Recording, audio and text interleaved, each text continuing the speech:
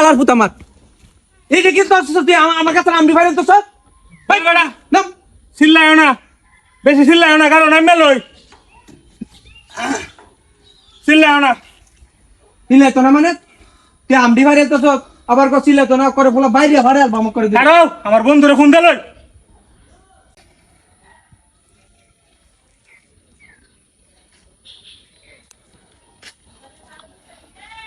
Ring হইতাছ। Hello, এ বন্দুকটা আইছে, তাড়াতাড়ি আ। হ্যালো বন্ধু, তোর ঝামেলা হয়েছে? আচ্ছা রে।